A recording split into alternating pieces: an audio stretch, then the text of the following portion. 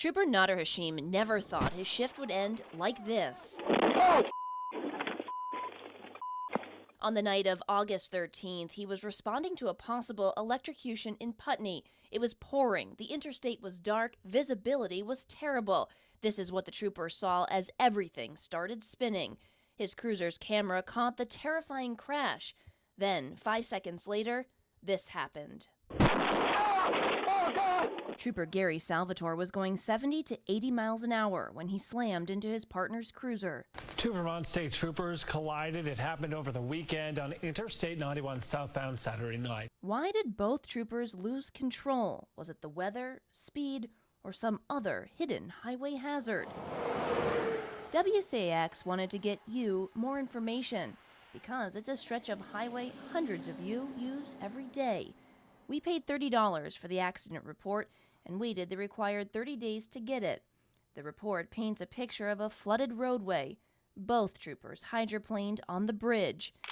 Evidence photos show what the crash investigator saw that night. A large pond of water in the median, he writes, overflowing onto the road, burying the left lane under 6 to 8 inches of water.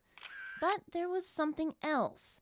The investigator noted a large amount of mowed grass washing down the roadway. The area was mowed just before the crash. Clippings plugged the drains along the bridge, ultimately causing the flood. This is the first time something like this has ever happened, so it's very, very unusual. Scott Rogers heads up maintenance and operations for the Agency of Transportation. VTrans contracts mostly with independent mowers who bid on different parts of the state. Keeping grass low helps drivers see approaching animals. The biggest reason we mow is for safety. But it's mowing that contributed to the danger this time. Traveling too fast for conditions also played a role. Lots of people use Interstate 91, and it was really unsafe that night. Yeah, it's very, very unfortunate. We asked VTrans about the rules for picking up grass clippings. Turns out there are none. Rogers says each maintenance district sets its own expectations. It's still unclear to us if it's even feasible to pick up the cut grass. After this crash, AOT workers were sent to clear the clogged hurricane grates, bigger drains that supposedly withstand debris blockages. They didn't know that there was a problem until it rained hard and the crash happened. More than a month after the crash, you can still very clearly see where that first trooper slammed into this guardrail.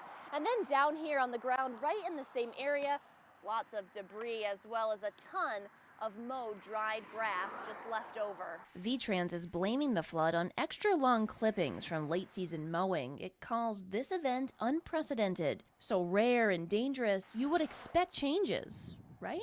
As we always remind folks, we aren't 24/7, all eyes on all roads all the time, so we really only can address issues as we become aware of them. In a follow-up email, Rogers writes, VTrans was well aware of the crash, our Highway Safety Office was well aware, and our Secretary's Office was well aware. Why, if everyone was so aware, did we find these median drains completely covered with clippings? And I took some pictures. I just want to get your thoughts on this. 6 weeks after the crash, 60 miles away. Is it acceptable if they are covered with clippings? Well, as I said, this is the first time it's ever happened that we're aware of. Could this perfect storm of hazardous circumstances happen again?